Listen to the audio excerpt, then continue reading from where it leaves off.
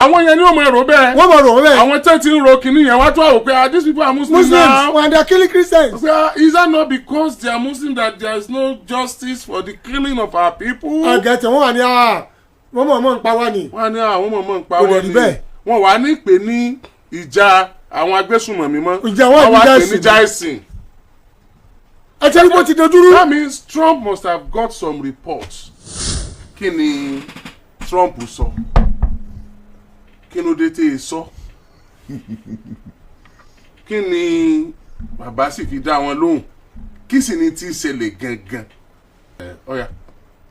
Donald Trump ti maintain àwọn posture kọ̀ọ̀kan gbàrà tó gba ìjọba kó tó gba ìjọba náà ní first tenure ẹ̀ àwọn posture Donald Trump sáwọn nǹkan tó nígbàgbọ́ lé lórí torí mo ṣàkíyèsí wípé Joe Biden ìgbà tó ń ṣèjọba àwọn nǹkan tí Donald Trump gbé kárí òun ò gbé kárí bẹ́ẹ̀ ó fi hàn pé philosophy òun kálukú wọn ó sọ̀tọ̀ọ̀tọ̀.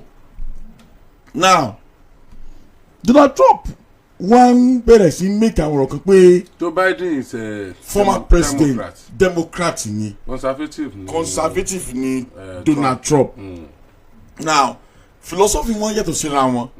Now nígbà tí Joe Biden wà ń bẹ̀ kò fi Nàìjíríà sọ́ndà country of concern ìtumọ̀ ni pé àwọn orílẹ̀-èdè kan lágbàáyé tí wọ́n ń ṣàtìlẹ́yìn fún ó lè má jẹ́ fún religious freedom nìkan tí wọ́n ń ṣàtìlẹ́yìn fún sponsoring terrorism tí wọ́n ń ṣàtìlẹ́yìn fún ìgbésùmọ̀mí wọ́n á lé bẹ́ẹ̀lì wọn wọ́n á fi àmì lé wọn lára as country of concern or àwọn country wọn á engage ní cyber attack lágbàáyé or pursue nuclear weapon program.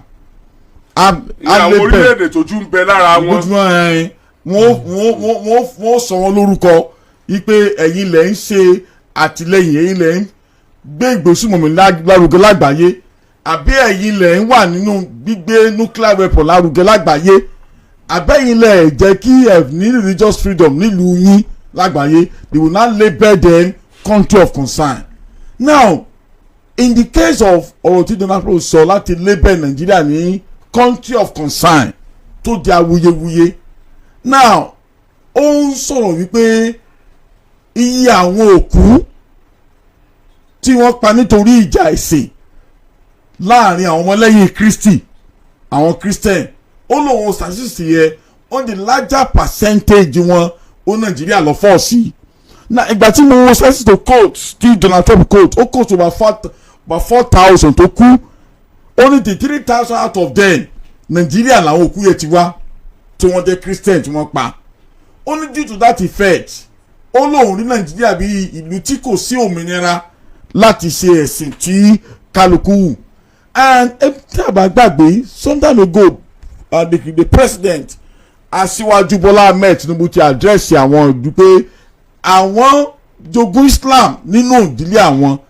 ìyàwó àwọn rè pásítọ̀ ni a sì máa súre fáwọn gbàdúrà fáwọn lóòrèkóòrè kò sì sí gbọ́n mi sí omi òtó àwọn òtítọ́ rẹ̀ káwọn ó fọ́ọ̀sẹ̀ bí kò wá ṣe ẹ̀sìn àwọn bẹ́ẹ̀ ni kálukú wọn ń gbé nígbé àlàáfíà wọ́n sọ pàgbé ìsúndámẹ́gò náà ọ̀rọ̀ tí ìdánwò wa sọ yẹ ó dàbí ọ̀rọ̀ àbùkù ni ó dàbí kọ́ ọ̀rọ̀ àbùkù ni now Donald Trump sọ ọ̀rọ̀ àbùkù ni níwòye tèmi ni now ó bèsè lórí statistics tó ní lọ́wọ́ ó ní over 3,000 àwọn tó kú because we have to check the source figure how credible is that figure credibility figure yẹ reliability figure yẹ is that figure dependable to fi judge torí mi ò mọ source mi àwọn kan lè mọ nílé o mi mọ source figure àti ọ̀bùnrin figure tó ń quote tó fi ń place Nigeria ní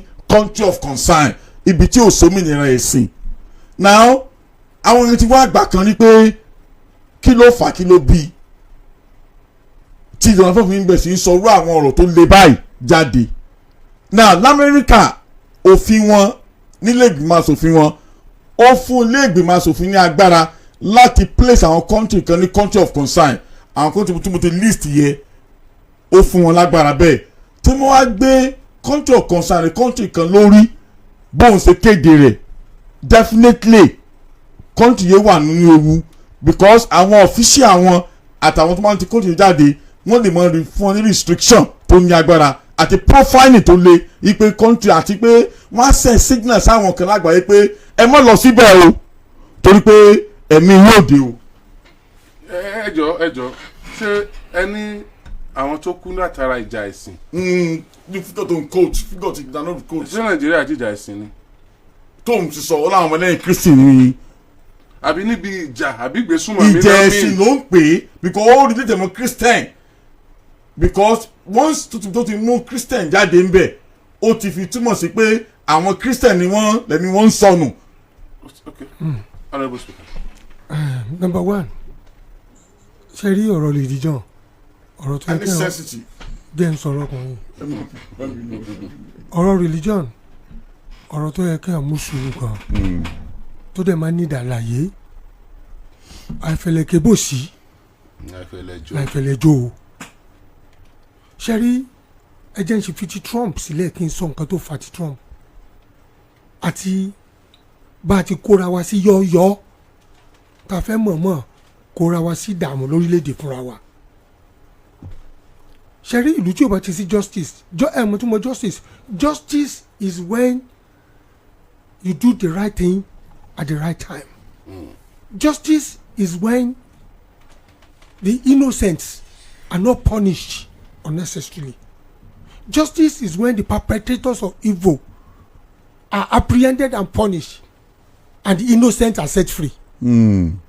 Justice ni pé àwọn tó bá dẹ́ṣẹ̀ ká tó bá ṣẹ̀ ọlọ́ba ń bá wí justice ìdájọ́ òdodo ni wípé ẹnikẹ́ni tó bá dáràn wípé kí wọ́n kọlù kí wọ́n mú kán fìyà jẹ kí wọ́n sì dá ẹni tí ó dáràn kan dá láre justice ni pé ẹ dáàbò bo àwọn tí wọ́n ń kọlù láì nídìí kẹ́sì mú àwọn tó ń kọlù wọn kẹ́ fìyà jẹ wọn justice nìyẹn now ṣe rí àwọn tó ń gbé súnmọ̀ mí àtàwọn bandits ìgbà tí wọ́n bẹ̀rẹ̀ Boko Haram ìtumọ̀ Boko Haram ní Boko Haram torí mo fẹ́ sọ historical perspective Boko Haram náà pé in Borno Empire during the time of El Kanemi Borno nìkan ni Usman Dan Fodio tí ó capture are you get what I'm saying ó nìkan ní tí ó capture because of the warrior tó wà ń bẹ́ẹ̀ called El Kanemi of Borno Empire. Now when Boko Haram started they see Borno as if they le bẹ̀rẹ̀ wàhálà wọn an unconquered state so that's why they started from Borno which was not conquered at that point in time.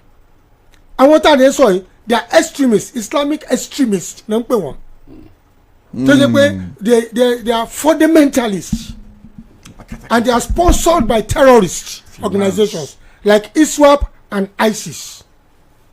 Now, and most of them. I thought they were invited and supported by the sitting governors at that time. No. Cherry, the sitting governor to invite one or whatever.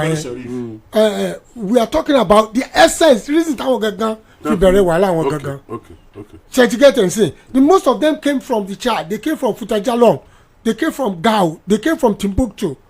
In those days, they came from Mali. And they came from Libya. Most of them they came from Chad. Now what am I saying? At that point in time àwọn churches kan wà ní Borno tọ́pọ̀ Maiduguri. They are not targeting Christians but they were targeting Western education. And who are the proponents of Western education? Mo gbọ́ mi. Wọ́n ní mind pé they are not coming to target Christians. That is not it. Kò ń ṣe jẹ̀sìn. But wọ́n fẹ́ Western education. Àwọn wo ni proponents tó di Western education dání? So àwọn tó di dání whether Christian or Muslim àwọn ni wọ́n bẹ̀rẹ̀ sí ní kọlù. Mo gbọ́ mi sir. Because àwọn náà wà in the front line. So if you don't look at the proportion churches and things like that born ṣẹ́ngbọ́ ẹni pé ó high is not an intention thing to kill Christians but they are haters of Western education. The moment they get Western education who are the proponents àwọn olódìmújù ìbàjẹ́ àwọn Muslim wọ́n gba Western education àti Muslim o àti Christian o but bí pé Christian churches and all the rest wọ́n àwọn ni proponents jù so wọ́n care nípa ẹni tó bá kú whether Christian or Muslim they don't care as long as you are a proponent of Western education.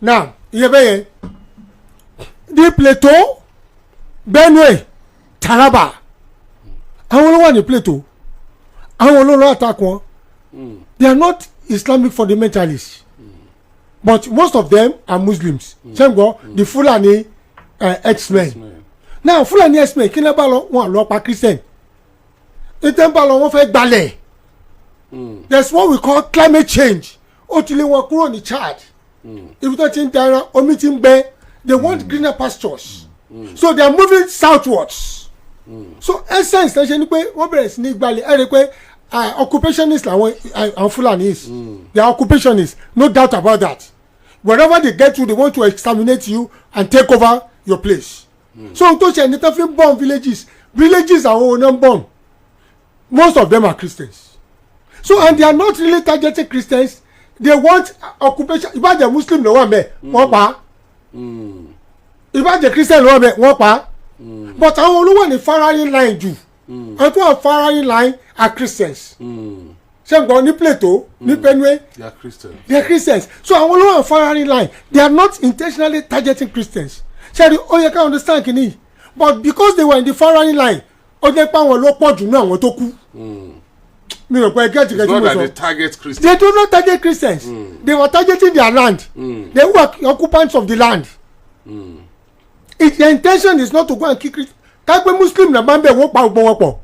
that's why tí mo ṣe béèrè pé ṣé ìjà ẹ̀sìn wà. ìjà ẹ̀sìn kan àwọn nǹkan tó kọ́ sí ẹ̀ ni Montreal láti sọ yìí it's not ìjà ẹ̀sìn but tẹ́rì àwọn kan wà tó pọ̀ pé ni wọ́n they will turn it to ìjà ẹ̀sìn ní ìjà ẹ̀sìn this is not ìjà ẹ̀sìn ìjà ẹ̀sìn is a different thing entirely Ọlọ́run ní járí ìjà ẹ̀sìn o Ọlọ́run ní járí ìjà ẹ̀sìn o ẹni tí yóò ra okò ń bẹ́ o are you get what I'm saying so Christian wà ní firing line tó fi di pé a lot of people that were killed most are Christian but Muslim tó kú pọ̀ wọ́n fẹ́ mọ̀ bóyá Muslim ní tàbí Christian they don't want to grab your land grabber ni wọ́n they are occupationists so nǹkan tó fà now ìgbà tí wọ́n ṣe estimation and Christians bẹ̀rẹ̀ sí kí gbé ṣe náà ń pa wá o wọ́n ti pa church wọ́n ti bọ́ church wọ́n ti gbẹ̀ these are things that are on the firing line ọ̀pọ̀lọpọ̀ àwọn Christians mi ò fẹ́ gbọ́ mo máa ń bẹ ṣẹ́rí mi kì í like logical thinking ọ̀pọ̀lọpọ̀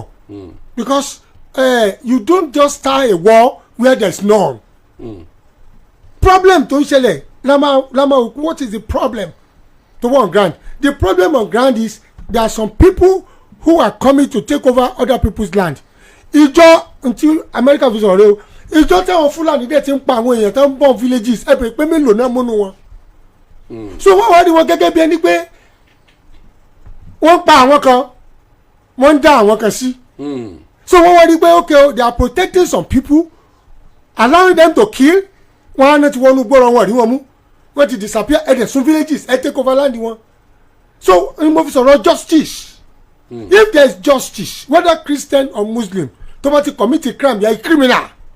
They should be apprehended. Whether Fulani, Hausa or Yoruba, the moment you commit a crime, you are a criminal, and you must be apprehended.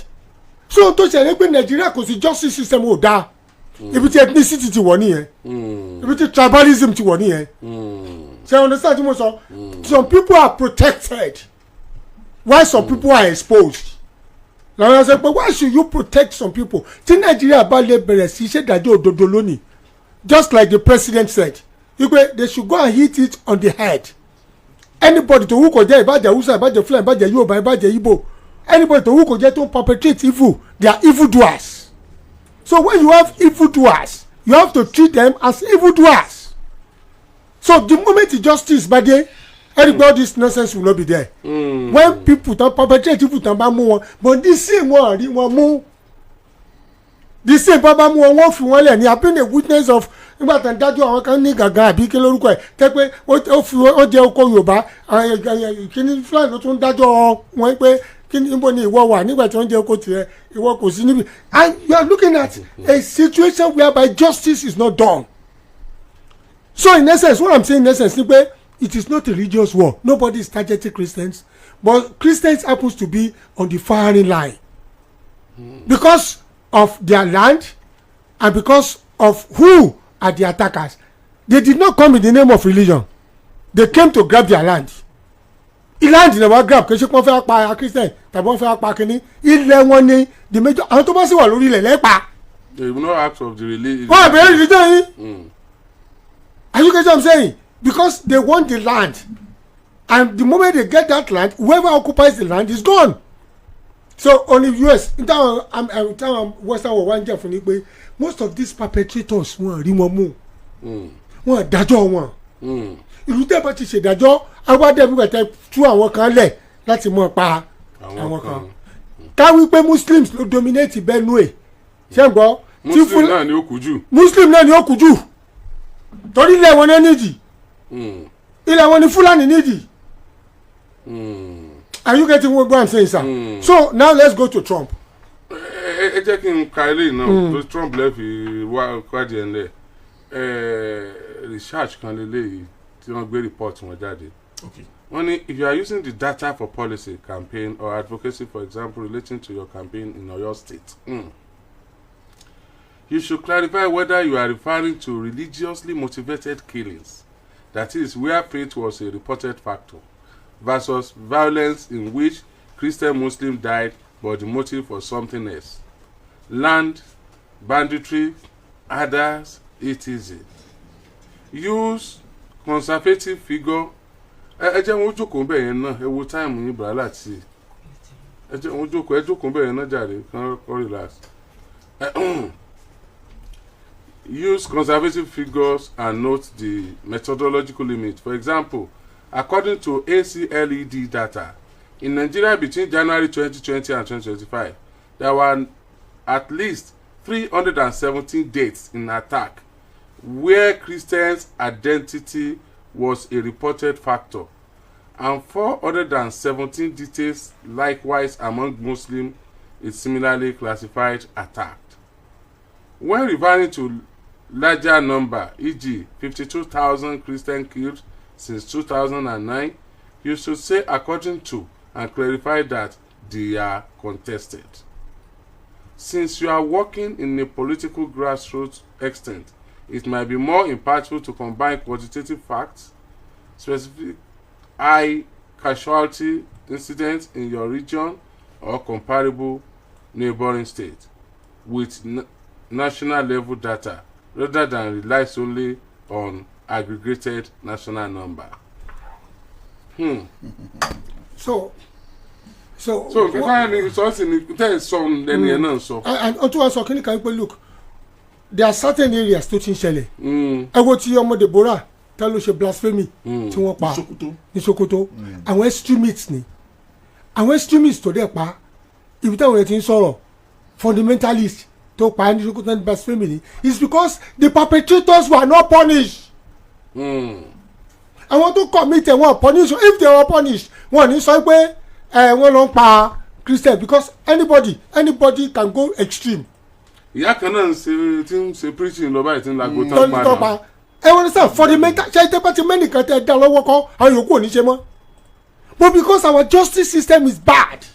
Àbí wọ́n mú wọn kéde kí wọ́n mú wọn. Wọ́n àmú wọn. Báwo ṣe ní mẹ́rin tó pààyàn. ẹni tó ṣe ni pé ibi tí justice system wà nìyẹn tí tribalism ti wọ̀ it's not even the use of religion it's the word of tribalism abẹ́ẹ̀ ni religion kò rí sí. ṣé ọ̀nà sáà so justice wà ní òdà ṣé tán bá mú àwọn tó pa ọmọ yẹn nísìn tán bá mú wọn tán dájọ́ kú fáwọn náà ṣé gbọ́ wọn ní sọ pé wọ́n pa kínní wọ́n tẹ̀ pé fundamentalist everywhere ní ẹwọ́ ní UK nísìn ẹwọ́ ọjọ́ tí àwọn ọmọ kan ọmọ arábù àbí nǹkan tán lọ yìnbọn pa àwọn èèyàn ní UK mú àgbẹ̀ àdúgbò yẹn tó yẹ pé you cannot say all Arab are bad ṣé ọ̀nà sáà tí mo sọ but fundamentalist wà àti màá tó gún yàrá ọbẹ̀ nísìn ó lè nítorí reason kan ló ń fi gún ẹ̀ lọ́bẹ̀ kẹwàá condemn gbogbo àwọn tó jẹ́ ẹ̀sìn ẹ̀ fundamentalist máa ń wà but justice has to be done. Okay, sir. nígbà tí UK mọ́ méjì yẹn ní ìsìn wọ́n ti mọ́ méjì kan báyìí ní ìsìn Okay. wọ́n ti mú wọn and justice will be done. Everybody will be happy that justice is done. But when justice is not done, when we have leaders that are so parochial in thinking, when we have people, religious leaders that are highly sentimental and not human, into mama shelere, humanity must come with everything that say in life. But when sentiments override reason, then this is the problem we have. The Trump sir, ẹnìkan kọ kíní kan síbi wọ́n ní ká dìbò ẹni tí wọ́n pa. èmi náà wò. ṣẹ́gbọ́n I had it all the time. wọ́n ní táwọn dìbò pé ta ni wọ́n dìbò fún o torí pé aáyán ò fẹ́ràn ẹ̀fọn ó wá dìbò fún pẹ̀fọn ó dìbò fún oògùn kòkòrò tó máa ń pààyàn bí kéèyàn dìbò fún oògùn tá máa ń fíhun. ṣé kò mọ̀ pé ńgbà wọn bá dìbò fún tá bá fín àtàyàn àtẹ̀fọn náà ní ọ̀pá. bẹ́ẹ̀ni. ẹ gbọ́ mi sà. yes. àtàyàn àtẹ̀fọn ní ọ̀pá ṣẹ́rí Trump tó sọ pé òun ó wà ṣìgùn wá tí wọ́n bá stop kìíní ẹ má yẹ pé Trump is a white supremacist ni Trump gan fúnra rẹ̀ sẹ́ńgbọ́n tí mo sọ fún yín sà is a white supremacist is an evangelical Christian. Trump tẹ̀lé ẹ̀wọ̀n yìí is a fanatic too. He has element of fanaticism because he's a supremacy white supremacist ni. So most of his sentence most of his things tó ń lọ ṣe over sentiments ti pọ̀ ju reason ẹ̀ lọ. Now tó bá lóun ó ṣègùn wa ṣégun la nídìí ni mo tó fẹ́ bá wa pa wọ́n ni ẹ kó mọ̀ fún wa ẹ kó oníṣẹ́ fún wa ẹ train àwọn èèyàn wa. káyọ̀ pẹ̀ fẹ́ ká ṣẹ́gun kìíní káwọn èèyàn náà dẹ̀ show will wípé they want to do it and another thing that can careful let me say this in a society that belongs to society to pé every religion ló wà ń bẹ leaders has to be careful.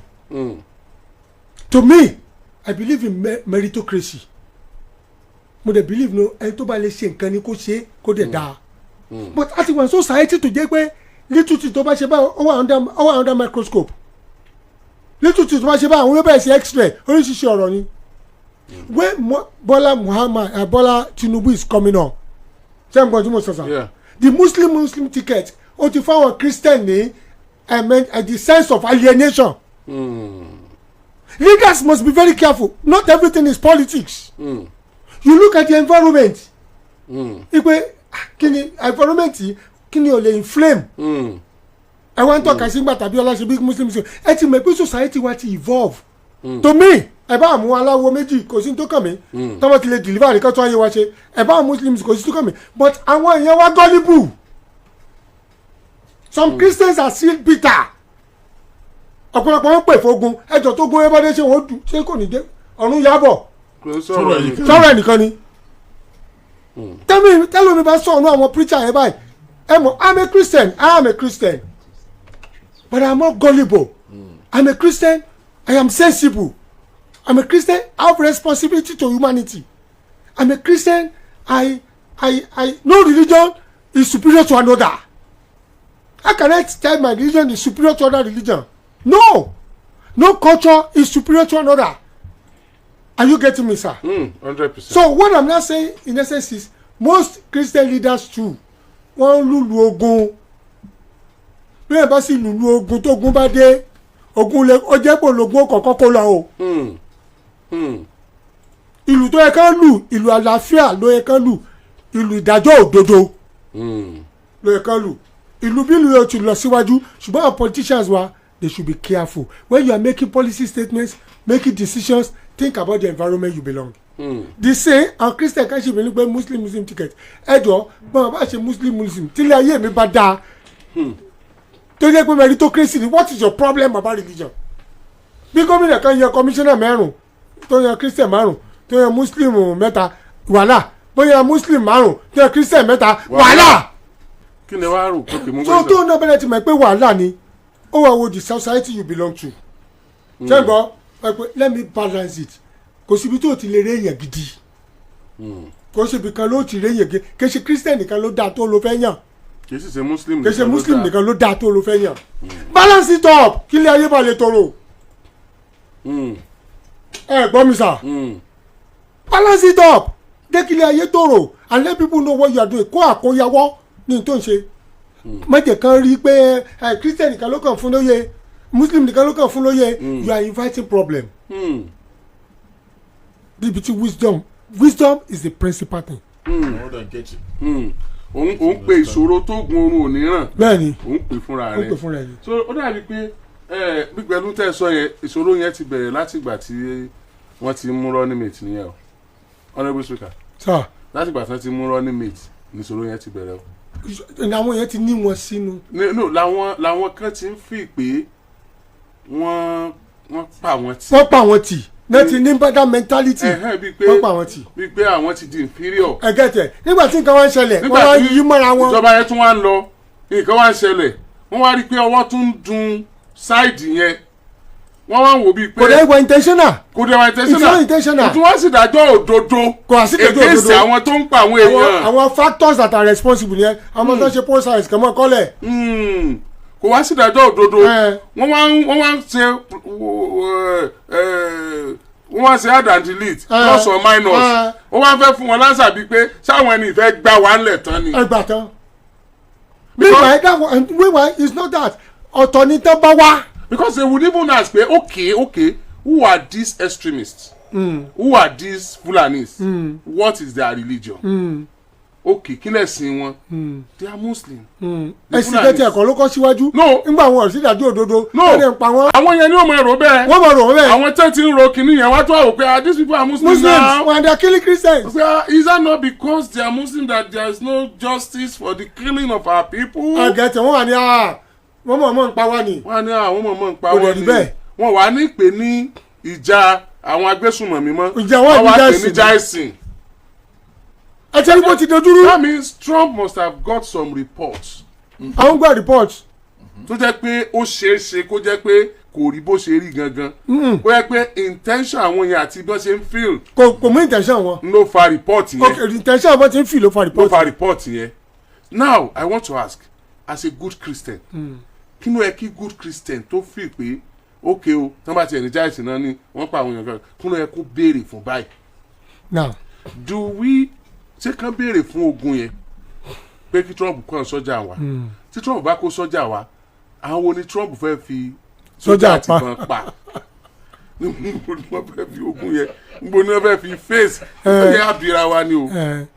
now ṣẹ́rí ẹjẹ́ yọ as a Christian kúnbẹ̀ as a citizen of this country as a patriotic citizen before we become a Christian ṣẹ́rí nígbà tá a délé ayé ló ń kálukú bá rẹ̀ nú ẹ̀sìn o àdáyébálẹ̀sìn nígbà bí mi sọ́dọ̀ family Ògùngbáyì ni mo rí pé àwọn Ògùngbáyì Anglican ni wọ́n St. David wọ́n lọ ní wọ́n bẹ̀rẹ̀ sọ fún mi náà pé ẹ̀yà lọ ṣọ́ọ̀ṣì ẹ̀yà lọ ṣọ́ọ̀ṣì mo délé ayé bá ẹ̀sìn ni kò sẹ́ni tó mẹ́sìn wà látọ̀run ẹ gbọ́ mi sà onífi láti kékeré ni Muslim ti ń kọ́ ọmọ wọn ní ẹ̀sìn everybody ni so ibi tán bí ó ń kálukú sí àdáyébá olùrọ̀ ẹ̀sìn nobody brings it from heaven ìgbà tán bí ó ń kálukú náà sọ mí lórúkọ Victor Ṣẹ́gun tí mo sọ ìgbà tán bí wọ́n sọ ní Abraham nítorí ibi tán bí yín sí ẹ̀yọ́kẹ́tẹ̀ apart from kéèyàn tún rẹ̀ dá o ibi tí wọ́n bí yàn sí nìyẹn it has become part of you so it's not something you inherited from heaven or that came from you from heaven it was in this world láti dáyé bá tọ́ba bí yín sí Christian home you may be a Christian today. ẹ gbọ́ mi. torí mi convert. jẹ́ convert. I'm a born Muslim. born Muslim and you are Muslim. tọ́ba bí yín sí Christian home nísìnyí ká gbọ́dọ̀ clergy wòlíì kan náà bí yín sí bóyá tura ilé ẹ̀mọ́ gbé kí báyìí ní ṣọ́ọ̀ṣì. ẹ ti ní ṣọ́ọ̀ṣì báyìí because ibi tán bí yín sí ònìyẹn so a lot of people don't understand that kò ń ṣe àtọ̀run láti gbé kíní wa it is when we come to Mother Earth olabara wa ní inú ẹ̀. So and that is why everybody fi barren ní inú ẹ̀. Do you understand? So with that reality has not dawned on us. Wípé it is not a matter of choice láti gbàtàn bí wa. It's a matter of it's inherited. Àdáyébá ni. I understand tí mo sọ sí. So if I were to be as a Christian, what I would advocate for, number one, ó ní pé extremism on both sides must stop. Mm. Number 2, gbogbo àwọn religious leader they must register with government. Consensus before you talk, because misinformation àti hate speech ó pọ̀ lẹ́nu àwọn religious leaders. But gómìnà state kan sọ bẹ́ẹ̀ Sowore ní ìsọkúsọ ló sọ pé. Ẹ fi sọ̀rọ̀ lẹ́lẹ̀, it's not all the time he's right. Oh, he's a human being. He's a human being, you can't be right all the time, and he has his own opinion. We are talking about what affects people's lives. We are not talking about religious extremism now. Hello, me a different religion because you belongs to religion kan. How can you mount a pulpit láì jẹ́ pé o kàwé o lọ ọwọ́ lọ́lọ́ ń pè ọ́ ìgbà tó lọ́n pe Paul Sọ́ọ̀lù tó pè é he went to Jerusalem Jésù ló appear sí fún rẹ̀. Àwọn yòókù ò rí Jésù o. He saw Jesus when he died. Ó ní èsè tí wọ́n fi ń ṣenú ní bí ní sí mi. Ẹ̀mọ́ tó ṣe he went to Saudi Arabia to learn before he came back to Jerusalem. He went to learn under the best teacher. Ṣé gẹ́gẹ́ ó lọ kẹ́kọ̀ọ́. Àwọn ẹni ẹ̀ ṣe Jésù kẹ́kọ̀ọ́ ni Jesus learned gbogbo tó kékeré máa ń jókòó sí tẹ́ḿpìlì lábẹ́ àwọn olórí ẹlẹ́sìn wọn ló sì máa ń jókòó láti kẹ́kọ̀ọ́ lábẹ́ wọn. Ẹ gbọ́ mi. Ó gba kéèyàn kẹ́kọ̀ọ́. Ó gba kéèyàn kẹ́kọ̀ọ́ ọ̀pọ̀lọpọ̀ kẹ́kọ̀ọ́ tó fi di olórí ẹ̀sìn. Ọlọ́run bá pè ọ́ you go and seek for wisdom is the principal thing. No that get understanding. So many people doesn't have understanding. And so when they talk from their opinionated preachings ló pọ̀. And when you give opinionated preachings ṣe gbọ́ chaos anarchy ni. Because it has no wisdom no knowledge and it will not help the society. Number 2 mi ni pé let everybody tó fẹ́ get preacher ṣe gbọ́ kó lọ learn kó lọ kẹ́kọ̀ọ́. Both sides. On both sides no both Muslim and Christian. Nasfat gbogbo wọn nílé ẹ̀kọ́ tán ti ń kọ́ ẹ̀kọ́ àwọn kìnnì kán lọ kẹ́kọ̀ọ́ kán dalẹ̀ àwọn Ahmadiyya gbogbo kán lọ kọ́lẹ̀ bẹ́ẹ̀ ló wà ní Christian àwọn Anglican àwọn Baptist àwọn kìnnì Catholic kán lọ kẹ́kọ̀ọ́ kán lọ seminary kán lọ Bible school Pentecostal kán lọ kẹ́kọ̀ọ́ kán ṣe pé mo dé Ọlọ́run pè mí ni lọ́wọ́ gbé aago lọ́wọ́ bẹ̀rẹ̀ sí sọ́n tó rí. They must find out where did you learn certificate ẹ̀dà ṣé èèyàn lè jẹ́ doctor kó mọ̀ ṣe operation láì jẹ́ pé ó wà certificated. Àwọn ilé doctor ni wọ́n náà and tún lórí àwọn èèyàn you are indoctrinating people you are teaching them rubbish. It must start from there. That's number 2. Number 3 sir oni wípé do not see yourself as a religious bigot. Mọ̀ ẹ̀ka ìgbé kíni ni mí ó wà láwùjọ ẹ mọ ibi tó ti bẹ tó burú jù. Bàtà àwọn school ẹ máa ń ṣe Friday wọ́n á ṣe Jumat in school ọ̀dà kìnìún a máa lo SOP sense of praise nǹkan kò sí Christian Muslim ló súnmọ́ mi jù kò tí ẹ mi tẹ́ mọ̀ pé Muslim wà kò sí Muslim kò sí Christian. Ẹ jọ ń ṣe gbogbo ẹ. Ẹ bọ́ jọ ṣe gbogbo ẹ ni.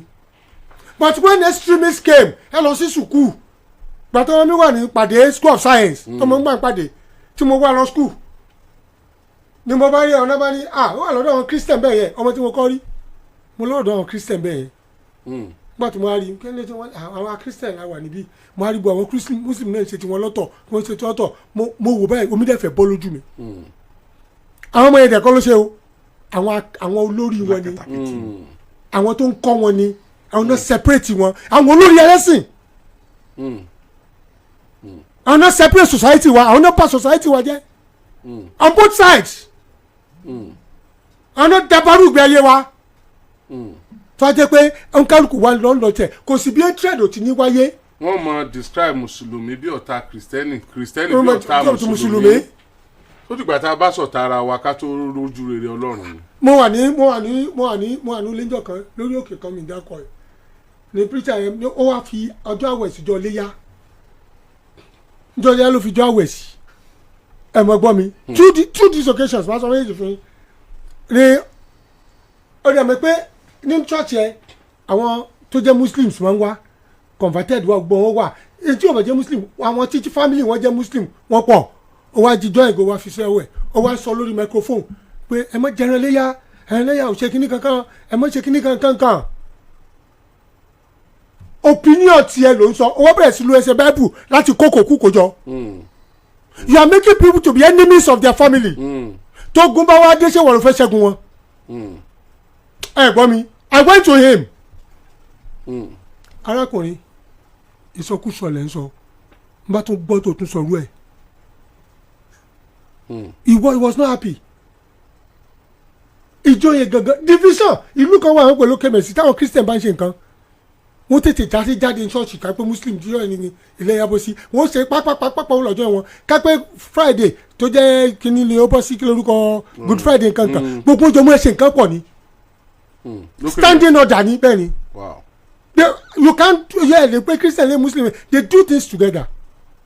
ọmọkùnrin kan síkì èmi mo rí eléyìí ó lọ sí hospital gbogbo àwọn tó lọ fún lẹ́jẹ̀ ládùúgbò àwọn Muslim ni tó yẹ pé ńgbà tán lẹ́jẹ̀ àwọn ẹ̀jẹ̀ àwọn Christian tó lọ ìmí ẹ̀jẹ̀ mi ìtẹ̀ tí mi ò tiẹ̀ bọ̀ sí ẹ̀jẹ̀ tiẹ̀ ẹlòmíì gan ẹ̀jẹ̀ rẹ̀ ò tó tán ní wọ́n fọ́ lẹ́jẹ̀ àwọn bíi mẹ́ta náà àwọn Muslims tó jẹ́ àfa wọ́n wà láwọn tó donate ẹ̀ tó wà ní point of death tí ò ríran nígbà tó wá délé ṣé ń gbọ́ mi sọ́ọ̀ ṣe pé kò sẹ́jẹ̀ Muslim kò sẹ́jẹ̀ Christian àfẹnitórí ẹ̀ bá ti yí nígbà wá délé làwọn ẹ bá ń bọ̀ náà bá ṣàwọn wé láwọn ni wọ́n fẹ́ wá kí ẹ nínú méje káwọn yẹn wọlé méje káwọn wọlé níbo náà mọ̀ ẹ̀ ń ta rẹ̀ ṣe àtàn ni o ṣé ń gbọ́ and I happen to be there ọ̀rọ̀ tí mo sọ yìí ẹ̀yìn sádùúgbò tó ti ṣẹlẹ̀ àwọn tó ń gbọ́ mọ̀ I happen to be there mo wá sọ fún mo ní sórí àwọn tí o léwu ó dá ẹ̀jẹ̀ wọn padà o ẹ̀jẹ̀ wọn lójú ìwà láyé tí o sì mọ̀ pé kò sí ẹ̀jẹ̀ Muslim kò sí ẹ̀ Christian ó wàá yọ ti Muslim òun ẹ̀jẹ̀ rẹ ó wàá dá padà lónìí ìwà aláìmoore ẹni kó tún gbé mentality yẹn ẹ tún to a point of death tí o sì pé ẹ̀jẹ̀ Christian rẹ ẹ̀jẹ̀ Muslim rẹ ẹ̀jẹ̀ lẹ́jẹ̀ ọ́ wọ́n dájọ́ fún ẹ tán wọ́n ló fẹ́ rí wọn ìjọ yẹn ló jókòó òpònú burúkú ẹ̀jẹ̀ kan wọlé tata yẹn wọlé wọn kí wọn nǹkan bá ń dúpẹ́ lọ́wọ́ wọn àwọn tó wá sí hospital rẹ̀. tí wọ́n fẹ́ jẹ́lẹ̀ fún ọ. ẹ ti rí mentality wẹ́ pé sometimes as human beings ní ronú rárá to think straight because we are covered àti ní ìbòjú ẹ̀sìn tí ó jẹ́ ká ríran ìbòjú ẹ̀sìn tí ó jẹ́ ká ronú délẹ̀ because of the few fundamentalists and radicals and rascals máa gbé wọn that are in our society. That's my submission. ẹ wá gbọ́ sẹ́ àná wo ni Trump kó bọ̀n bọ̀ wá bá. àná kò tí ì kó wa ẹni tó ń sọ ní pé òun ó kó wa o tí wọn bá stop gbogbo Menezi Bọ́lá mẹ́ẹ̀dẹ́ ti sọ fún wọn àwọn gọ́ọ̀mẹ̀ntì wa ti sọ̀rọ̀ pé look àwọn náà nítorí ẹ̀ kàn sọ wọn sọ pé kò sí tó ń jẹ́ genocide which is right kò sí tó ń jẹ́ pọ́npa wípé wọ́n dojúkọ Christian which is right but Christian wà in the firing line. ẹ wọ́n sọ fún ẹ pé àwọn báyìí Trump ti dá wọn yẹn mọ̀nà wọ́n mọ̀ pé Fúlàní ẹ̀sìn ló pààyàn Benue tẹ́lẹ̀ wọnú gbó lọ tẹ́lẹ̀ lè ṣe kankan fún wọn àwọn ni occupationist ni wọn let's call a spade a spade. àní kí ni kí Trump wo ni ó wà fèsì. ibi tó fèsì ṣé Nàìjíríà lè wà. ebi bẹ́ẹ̀ mọ́ wa àwọn ò fẹ́ ogun. kò lè face anything what the government would do ni pé look tẹ́ bá ní intelligence ibi tán wà give us intelligence information àbí tí wọ́n wà ẹ fún wa ń bọ̀ ẹ fún wa ní gbogbo ẹ̀ àwọn Nàìjíríà ti ra 2022 and 2025 around 20 something billion náà torí àwọn f nìkan plane tàn rà lẹ́jọ́ mẹ́ta wọ́n ti ra àwọn kan tó pọ̀ náà ti ń rà but are they using it are they effective ṣẹ́ni ibi tí religious mentality bá wà ṣé ń gbọ́ wọn ní real result even within the confine of the military there is religious sentiment. àwọn èèyàn wá ní àní anybody tó wá wù kó dẹ́ṣẹ̀ ẹ fi àwọn èèyàn wálẹ̀ criminal ni bí Yorùbá bá ń pààyàn apààyàn ni bí Igbo bá ń pààyàn apààyàn ni bí Fúlàní bá ń pààyàn apààyàn ni they are criminals let's treat ourselves that way. so Trump kò tí ì lè kó nǹkan kan àlègbà kó kógun wá. ẹ ṣe ẹ àfi pé Trump fẹ́ ṣe wá láǹfààní ni ibi tó ti get it wrong níbi tó ti sọ pé Christian nìkan náà ń pa ẹ ṣe jẹ́ kó wá kán kúkún wá ká àwọn tí kúkú ń pààyàn ní ọ̀wà fèsì. kò lè fèsì wọn ọ̀run yàbọ̀. kó wá fèsì àwọn extremist kó wá fèsì àwọn àwọn agbésùnmọ̀mí kó wá fèsì àwọn dáradára kankan fèsì wọn kàn collateral damage ló máa jẹ́ the only thing tó lè ṣẹlẹ̀ ni pé they can work in collaboration pẹ̀lú àwọn èèyàn wa but àwọn èèyàn wa tẹ́ fẹ́ work are they not religious sentiments don't they have it are you getting the right information so you should work they should work with the government in the best possible way kò ṣe pé wá ní I will send army down ta ló fẹ́ send army sí ìwé ọlọ Libya tán bá ayé Libya jẹ ta ló kù Libya báyìí nìsín wọ́n rún bẹ̀yẹ pátápátá ni. ẹ sà ṣé US ló lọ Libya ok mo fẹ́ béèrè kankan sà ṣé ọ̀rọ̀ àwọn Trump yìí ṣé kò sáwà political sẹ́wọ̀n pé àṣẹ̀ṣẹ̀ kúrò lórí ọ̀rọ̀ wọ́n gbé súnmọ̀ mí wọn ò gbé súnmọ̀ mí kúùpù wọ́n di kúùpù wọn di kúùpù tí wọ́n ti àwọn kan mọ́lé tí wọ́n tún sọ pé rọ́ ni tí wọ́n sì change àwọn olórí ológun a sì mọ̀ pé ìṣòro tó máa ń ṣẹlẹ̀ láfíríkà yìí ọmọ lọ́wọ́ wọn nú díẹ̀ lọ́wọ́ wọn nú ò tó nǹkan is this not a preparation towards 2027? I would not want to say that sir it's over àkúsọ̀wọ́ presidency àti government tí wọ́n jẹ́ preparation approach you want to it ló máa determine because tí wọ́n bá kó ogun wá wọ́n ò lè ẹni tó wà lórí oyè kó gbẹ̀yìn yẹn o. wọ́n fẹ́ sọ Nàìjíríà di Libya ni. wọ́n dẹ̀ nílùú àwọn olè tó wà bẹ́ẹ̀ kúrò ni o. ẹ ti ṣàdúrà fún Trump ní ìsìnkú padà sí pé fún un. so government ó kù lọ́wọ́ government I don't want to preempt Trump but I want to see him but I see him as a fanatic evangelical Christian Trump o and he's a white supremacist anything white no man support you so I still see him he has an element of fanaticism nínú ẹ̀ and fact tàn dìmú ṣé gbọ́ wọn ní serious empirical fact láti dìmú pé Christian wọ́n pa but they should look even the Christian bá wà involved they should look ṣé ọ̀dà ṣé Ogun State ọ̀dà in the southwest ṣé pa Christian no in the southeast ṣé pa Christian in the southside ṣé pa Christian mo kà mọ̀ ti southwest it's limited to the north central and the northwest ṣe gẹ́tì kan tí mo sọ nísìn so only peculiarities wà níbi tán ti ń jagun àti ibi táwọn èèyàn ti ń kú so ká pé gbogbo country náà ti ń pààyàn nísìn Ìbàdàn Christian 50 náà pa o Christian Muslim àwọn pa Christian o kìíní kankan that's why pé it's something that is general it's not you cannot base your fact ṣe ń gbọ́ on what is happening in kí ni wọ́n pè ní there's a word tá a máa lò fún tó yẹ pé in a very small environment enclave. It's not in total thing. It's a small enclave. Only within the north central and the north east and north west. Ṣé you cannot equate that pé Nigeria wọ́n pa Christian. No, it's to a particular area. Ló ti ń ṣẹlẹ̀ area yẹn wọ́n concentrate lé lórí. So you cannot use that as a wọ́n pa Christian because it's not happening in the southeast, it's not happening in the southwest, it's not happening in the south. Comrade Ejidira sára àwọn policy kan tí Tinubu ò faramọ́ nípa policy US before now lẹ́yìn tí Trump dé. èmi ò fẹ́ rí policy kan tí wọ́n faramọ́ because President Tinubu fara ro Bristol institution dáadáa ara wọn ní IMF àti World Bank wọ́n fara ro wọn dáadáa and tẹ́bá sọ ní IMF àti World Bank àwọn US náà ló ní. Tẹ́ bá yọ US kò ní IMF kò sí ní IMF mọ́. In my own opinion ni pé President Tinubu faramọ́ majority even policy tax tí wọ́n lò yìí IMF policy náà ni tá à ń pariwo lórí ipò tí pọ̀ jù. In conclusion ni pé mo kàn rí pé wọ́n romance wọn dáadáa pẹ̀lú àwọn Bristol institution both World Bank àti IMF. Sẹ́ẹ̀rì nǹkan tí mo rí nínú ọ̀rọ̀ tó ń ṣẹlẹ̀ àwọn former head of state àtàwọn statesmen Nàìjíríà kí wọ́n wà careful pẹ̀lú ọ̀rọ̀ tí wọ́n mọ̀ sí lórí ọ̀rọ̀ tí Trump tó bá dá yìí. Mo remember May 2019 ní Anglican Communion Synod káwọn lọ fa check ẹ̀ bàbá Báṣọ tó sọ̀rọ̀ kan bẹ́ẹ̀ yẹn náà tó wà highly volatile in respect of this issue on the issue on ground is not the issue of inaccessibility of education is the issue of Fulanization and Islamization nígbà náà níṣẹ́ náà trend gan mo ní ọ̀rọ̀ báyìí ọ̀tọ̀ sí tó bá ti jẹ́ adarí orílẹ̀-èdè rí láti mọ sùdáre lẹ́nu nígbà náà ìgbà tí wọ́n sọ tán Fẹ́mi Fani-Káyọ̀dé náà láyọ̀ pẹ̀lú tọ́ọ̀tì wọn. Tinubu denied Trump policy about dumping prisoners from America to Nigeria. ìyẹn ò ní ìyẹn tí nìkan ṣe kínní It's a matter of sovereignty ìlú kọ̀ọ̀kan yàtọ̀ kò lè gbà nígbà tán ní ká máa ṣe gay ká máa ṣe kìnìún kan àwọn àgbà nàìjíríà náà. ṣé ẹ fi pé Trump ní respect fún sovereignty ìlú kankan. No, Trump ò ní respect for anybody except himself. He doesn't want respect for his wife except himself nìkan ló ní respect fún. And àwọn tó dé tí wọ́n fún respect are the whites American whites. He has no respect for the blacks, for foreigners. He has no respect for sovereignty of other nations.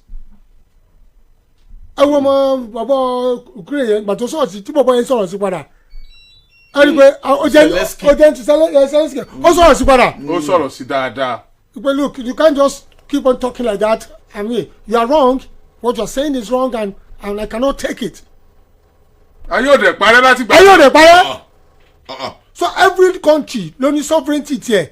Bola Ahmed Tinubu, the president of the Federal Republic of Nigeria, the commander-in-chief of armed forces, can decide on what to do against American policies. Can Trump threaten military action in Nigeria? It's not done. Nigeria is a sovereign state. Or he's doing that already? No, on what basis? On what basis? It's just Jerry. Trump will wake up. I think before you make leaders, Ajama will level of sanity one. Come and test you. Even in America, they knew something is wrong with Trump with the reckless use of executive order. Reckless use of executive order. Attacking countries that are your allies.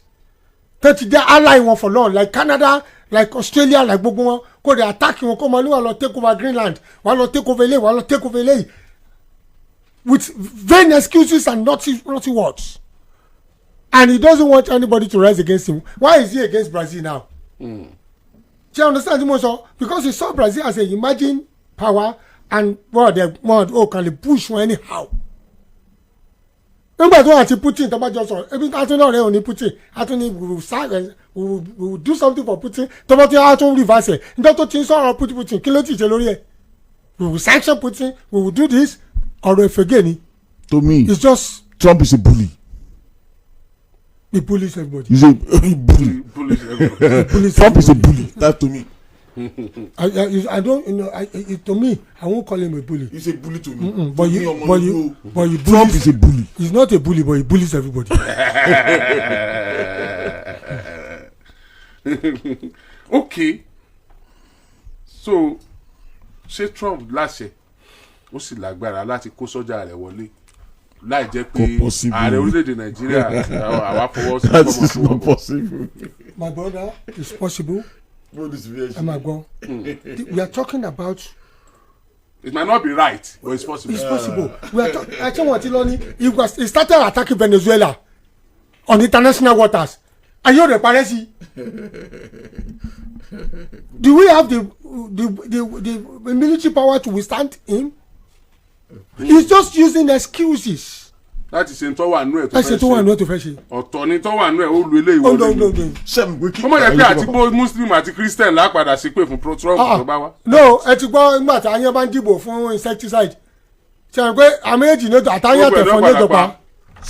Wọ́n ní the problem started when Nigeria joined BRICS. BRICS náà. British, Russia, China. And it will weaken the economy of I've already said it. Trump is a white supremacist and is a nationalist. He's not patriotic.